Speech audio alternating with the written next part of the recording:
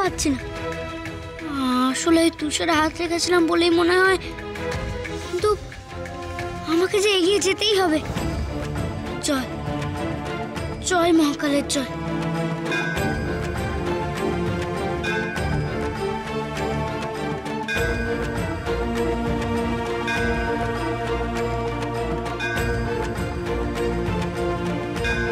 সন্ন্যাসী, কষ্ট হচ্ছে? কাজ করো, আমার হাতটা ধরো। হ্যাঁ না গো, এইটুকু কষ্ট করে তো আমাকে মহাকালের কাছে পৌঁছতেই হবে। আমি ঠিক পারবো গো, আমি ঠিক পারবো।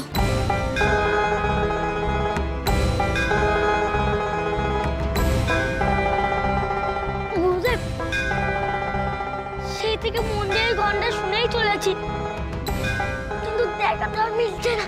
আর বেশি পথ বাকি নেই রে বেনি। প্রভু স্বয়ং আমাদের পথের হদিশ দিয়েছেন। যে করে হোক এই পথটুকু পার করতে হবে। চল, এগিয়ে চল।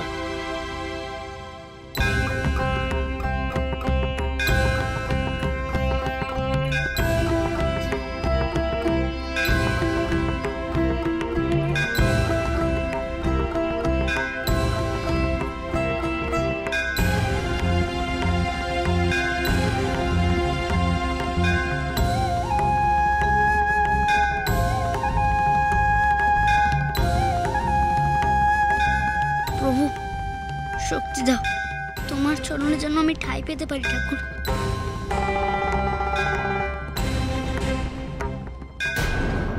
ওই তো পতাকা দেখা যাচ্ছে।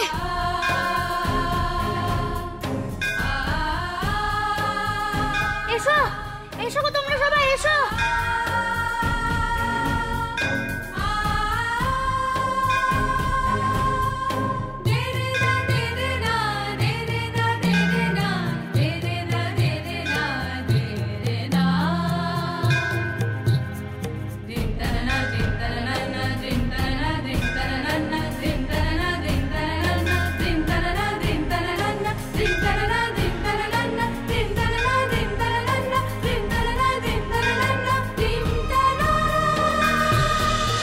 জয় মহাকালের জয়। ওম শিব শম্ভু। তার মানে আমরা আর কিছুক্ষণের মধ্যেই ওখানে পৌঁছে যাব। ওরে লোকনাথ, ঈশ্বর যে তোকে ডেকেছেন, পথের বাধা তোকে আটকাবে কেমন করে?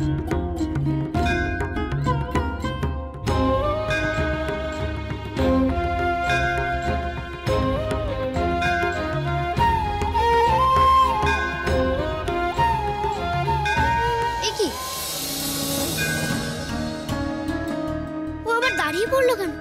আমরা তো এতটা কাছে চলে এসেছি, অথচ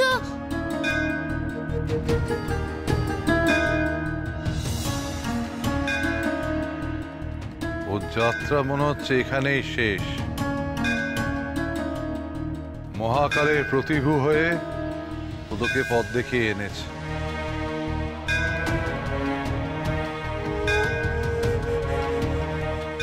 কিন্তু মহাকালের সামনে যে আমাদের নিজেদের মনের জোরেই পৌঁছতে হবে, তবেই না দেব দর্শন সম্ভব।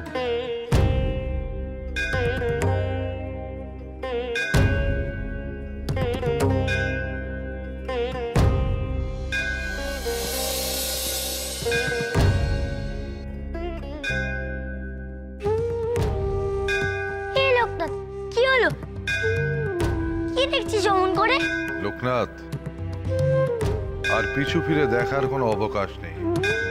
এবারে যে শুধু সামনের দিকেই দেখতে হবে বাবা। না গুরুদেব, আর সত্যি আমি পিছু ফিরে তাকাতে চাই না। সামনের পথে এগিয়ে যেতে চাই আমি।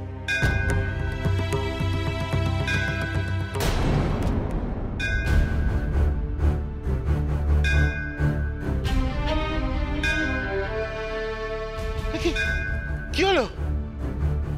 কিছু না গো, কিছু হয়নি। চলো। এত অমানসিক পথশ্রম সহ্য করা সহজ নয় রে লোকনাথ। এক কাজ কর, খানিক বিশ্রাম নিয়ে তারপর না হয় আমরা। গুরুদেব, আকাশে রাঙা হয়ে আসছে, সূর্য ডুববে এবার।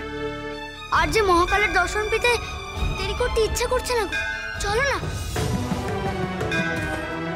জয় মহাকালের জয়, জয় মহাকালের জয়, জয় মহাকালের জয়। জয় মহাকালের জয়।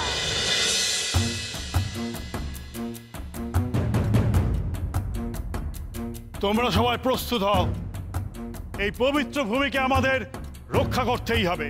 এই ভিনদেশী ডাকাতদের কোনোভাবে এই মন্দিরের ক্ষতি করতে দেওয়া যাবে না। এই শত্রুদের, এই ভিনদেশী শত্রুদের প্রতিহত করতেই হবে, করতেই হবে। ওই দেখো কারা আসছে।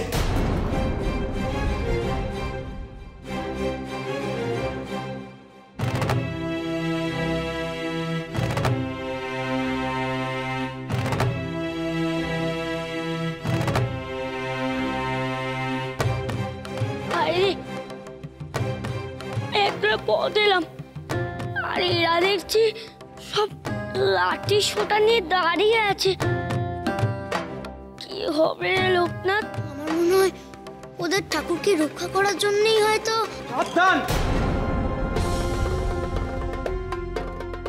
তোমরা কারা? কি উদ্দেশ্য নিয়ে এসেছো? আমি সামান্য এক সাধক মাত্র। আমার দুই শিষ্যকে নিয়ে হিমালয়ের পথে সাধনা করতে বেরিয়েছি। পথে মহাকাল মন্দির দর্শনের জন্য এখানে আসা। তোমাদের কথা যে সত্য তার প্রমাণ কি? সাধকের কথা সত্যতার প্রমাণ কেমন করে দেব বলুন তো? আমার সঙ্গে তো এই আদিবাসীরাও রয়েছেন, তারাও মহাকালের দর্শনে এসেছেন। এ তো তোমাদের ভেক হতে পারে, তোমাদের সঙ্গে লুকোনো অস্ত্রও থাকতে পারে। অস্ত্র আমাদের সঙ্গে? আমাদের সঙ্গে অস্ত্র থাকবে কেন গো? আমাদের ঝোলা দেখো না তোমরা। আর তাছাড়া স্বয়ং দেবাদিদেব মহাদেব আমাদের এখানে টেনে এনেছেন গো। দেবাদিদেব টেনে এনেছেন, তার অর্থ?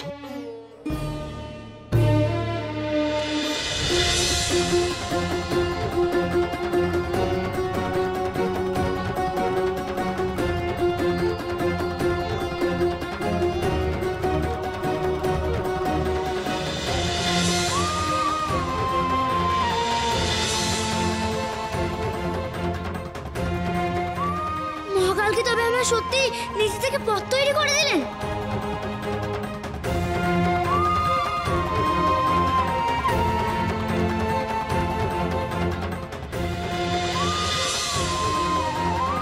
তোমরা যে সত্যি বলছো তার প্রমাণ কোথায়? হ্যাঁ, সেই সাপ তো এখানে নেই। সেই সাপ জঙ্গলে ফিরে গেছে। তবে আমার শিষ্য এই বালক কিন্তু এক বর্ণ মিথ্যা বলেনি। হ্যাঁ, লোকনাথ যে কিছুতেই মিথ্যা কথা বলে না গো। বিশ্বাস করো। বিশ্বাস অবিশ্বাসের প্রশ্ন নয়, বহিরাগত কাউকেই এই মন্দিরে প্রবেশ করতে দেওয়া হবে না। আমরা সন্ন্যাসী মানুষ, আর তাছাড়া ঈশ্বর যে সকলে, তারপরেও তোমরা ঈশ্বর দর্শনের জন্য আমাদের বাধা দেবে? হ্যাঁ, বাধ্য হয়েই বাধা দিতে হচ্ছে। আসলে বহুকাল পূর্বে একদল বিদেশি শত্রু আমাদের এই মহাকাল মন্দির আক্রমণ করেছিল। তখন এই মন্দিরের যিনি প্রধান পুরোহিত, তিনি বৌদ্ধ ধর্মের মূল নথি নিয়ে এখান থেকে পালাতে উদ্যত হয়েছিলেন। কিন্তু পথে তাকে শত্রুরা ধরে ফেলে, অকথ্য অত্যাচার করে এবং হত্যা করে।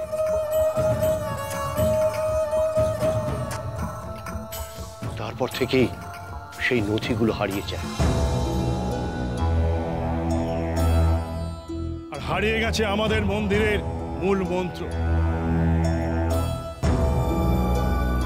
সেই থেকে ভগবান বুদ্ধের আরাধনা অসম্পূর্ণ রয়ে গিয়েছে।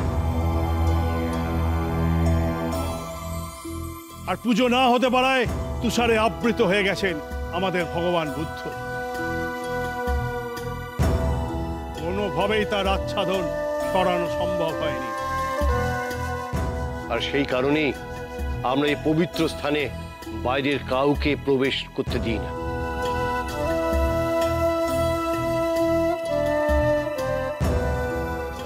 কিন্তু আমাদের মনে যে তেমন পাপের কোনো উদ্দেশ্য নেই গো। তাহলেও তোমাদের কাউকেই এই মন্দিরে ঢোকার অনুমতি দিতে পারছি না।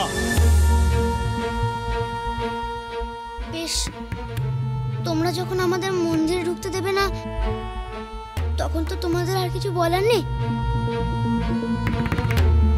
কিন্তু পথে তুষারের মাঝে না আমরা এক বিশেষ জিনিস পেয়েছি। হ্যাঁ হ্যাঁ, আমরা একটা দুষ্প্রাপ্য জিনিস বরফের ভেতর থেকে খুঁজে পেয়েছি। আমাদের মনে হয় সেটা তোমাদের এই মন্দিরেরই সম্পত্তি। ওটা তোমরা গ্রহণ করো।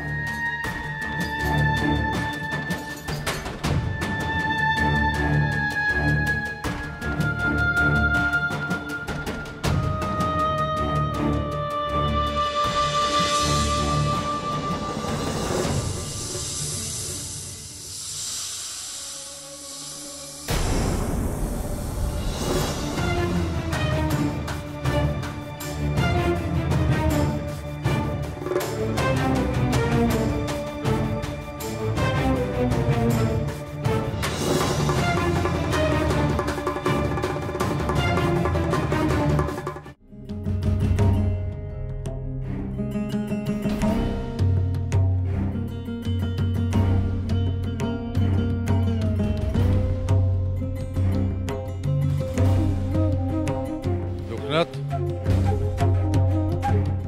এমন তো কোনোদিনও হয় না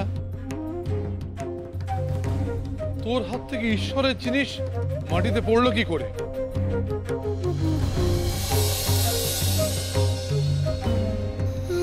আমিও তাই যে কোনোভাবে বুঝে উঠতে পারছি না গুরুদেব।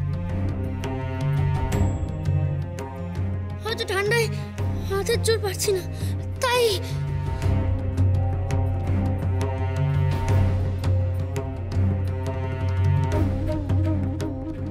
এই তো আমাদের মন্দিরের সেই হারিয়ে যাওয়া মূল মন্ত্র।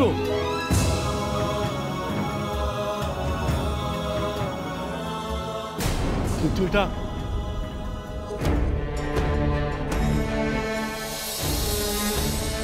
বাকি অর্ধেক কোথায়?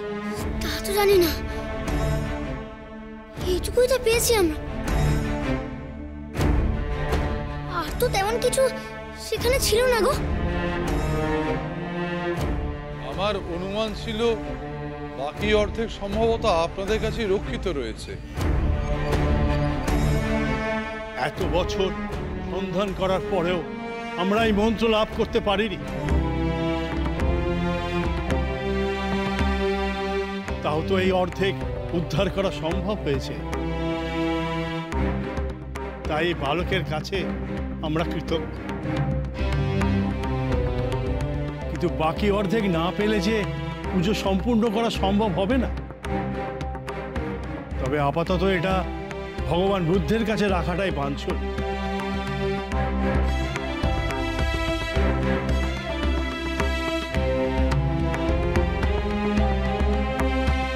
ওরা তো চলে গেল, চল এবার আমরা ভেতর যাওয়ার চেষ্টা করি। এখন কোথাও যাওয়া হবে না তোমাদের। গুরুদেব আদেশ দিলে তবেই তোমরা ভিতরে যেতে পারবে।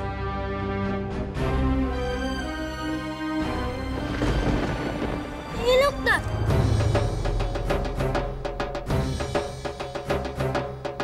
চলো, তোর অমন করে টলছিস কেন?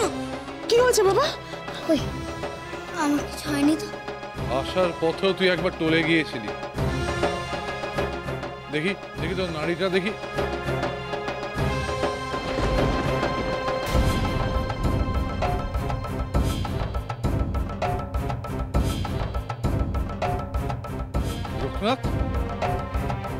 হাতের কি অবস্থা?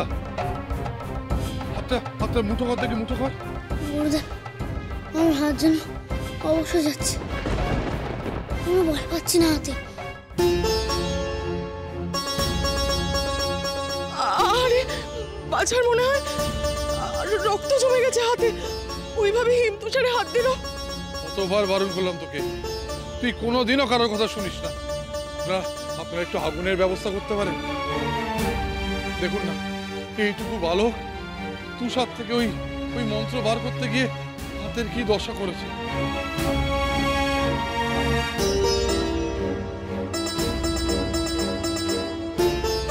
চলো বসো তো, বসো তো ছোট সন্ন্যাসী, বসো।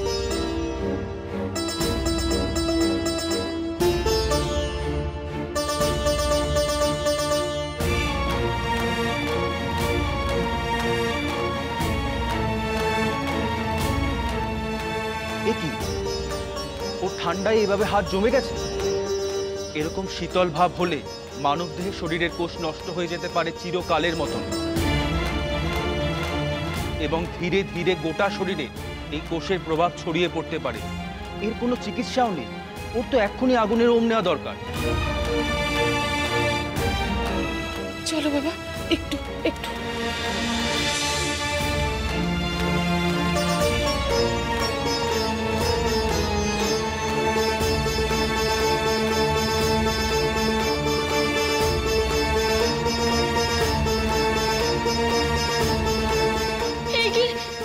এখন ওর হাত ঠিক হচ্ছে না কেন গুরুদেব?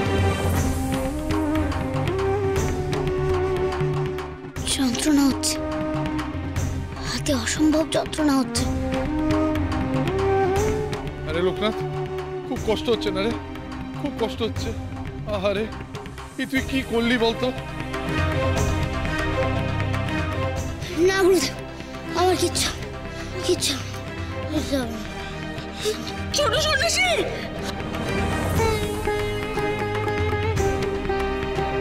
ছোট সন্ন্যাসী,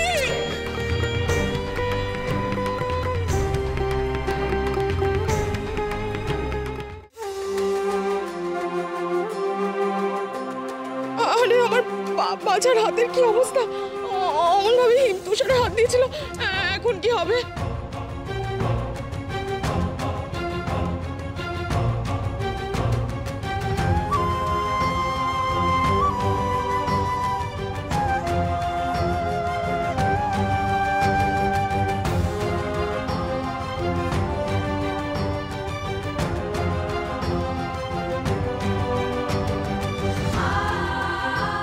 সাধু বাবা, আগুনের তাপ দিয়ে তো কোনো ফল হলো না। লোকনাথের হাতের দশা তো একই রকম হয়ে রইল। কোন রকম ঔষধি প্রয়োগ না করলে যে আর চলছে না। সর্দার, তোমার কাছে কোনো ঔষধি নেই? না গুরুদেব,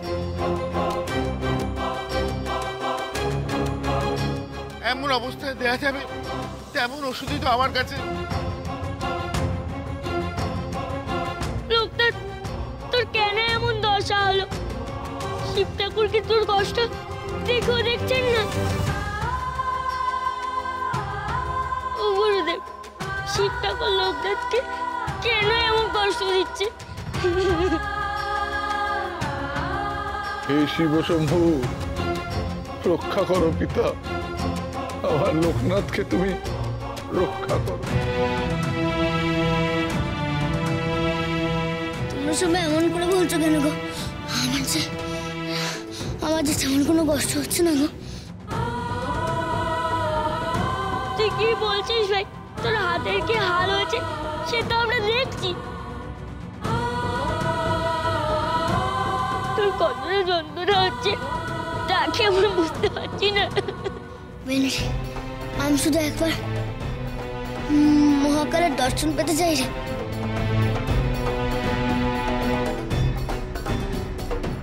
ত্রিলোকেশ্বরকে প্রণাম জানাতে চাই আমি।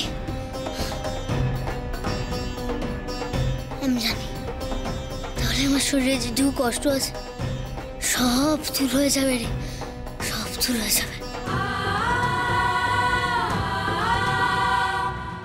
আমি তখন ভগবান বুদ্ধকেও দেখবো রে। তখন আমার শরীর জুড়ে আর শান্তি, আর শান্তি। ওরে লোকনাথ, তোর মনের এই ভক্তি হলো তোর জীবনের আসল শক্তি।